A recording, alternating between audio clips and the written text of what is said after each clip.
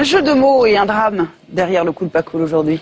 Oui, ça fait quand même des jours que je me pose la question, et pourquoi est-ce que les prix du chocolat n'augmentent pas alors que plus un gramme de cacao ne sort de Côte d'Ivoire depuis 3 mois, la Côte d'Ivoire qui est le premier producteur mondial du cacao avec 1 200 000 tonnes par an. Alors c'est cool que ça augmente pas, mais l'explication, elle, est moins cool. Oui, parce que partout les prix des produits alimentaires augmentent à cause de la hausse des matières premières agricoles. On l'a vu sur le blé, sur le maïs, sur le riz. Et là, en plein cœur de la crise du cacao, zéro augmentation. Pourquoi? Réponse: des manœuvres spéculatives de stockage, des stockages de fèves de cacao, un imbroglio politico-économique, pour citer le site spécialisé, le blogfinance.com, imbroglio au cœur duquel on retrouve, hélas, et oui, la famille d'Alassane Ouattara. L'après-paquebot commence bien. Alors, qu'est-ce que c'est que cet imbroglio exactement? Je vais simplifier et résumer. En matière de spéculation, il faut toujours simplifier et résumer. Alors, le premier producteur de cacao ivoirien est la société Armajaro Trading Limited. Le propriétaire est un Anglais qui s'appelle Anthony Ward. Et le directeur Afrique de cette société s'appelle, lui, Loïc Folorou. Et c'est là que ça se corse, parce que Loïc Folorou est le fils d'un premier lit de Madame Dominique Ouattara, épouse Alassane Ouattara.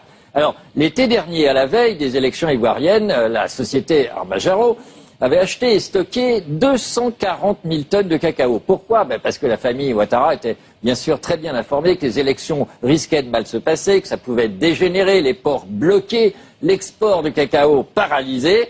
Donc ils avaient stocké, ça s'appelle de la spéculation. Bien vu, car à l'automne dernier, au moment des élections, les prix du cacao ont flambé.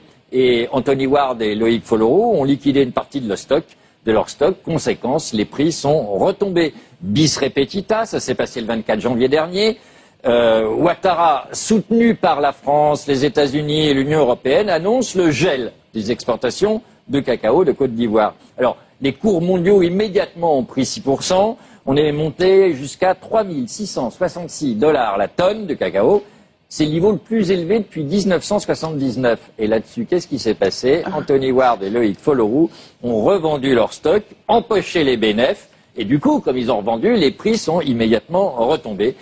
Vous savez maintenant pourquoi les prix du chocolat n'augmentent pas. La société Armajaro stocke d'avance et revend à mesure pour empocher les bénéfices. Alors précisons 2 choses. 1, c'est que cette spéculation est parfaitement légale, et que 2, elle est parfaitement connue des milieux d'affaires et boursiers spécialistes de l'Afrique et du cacao. Il pourrait attendre davantage et gagner encore plus d'argent s'il laissait le cours flamber. Oui, mais en matière de spéculation, il ne faut pas trop attendre non plus. Comme l'expliquait le journal Le Monde dès le 24 février, je cite, « La résolution du conflit pourrait faire retomber brusquement les cours.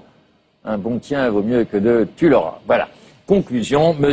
Ouattara commence son règne, si jamais il advient, par un enrichissement spéculatif en profitant de la guerre civile et de la crise. Je trouve que c'est moyen cool là, et pas très bon signe pour l'avenir de la Côte d'Ivoire, dans tous les cas. Je traduis votre pensée, pas cool.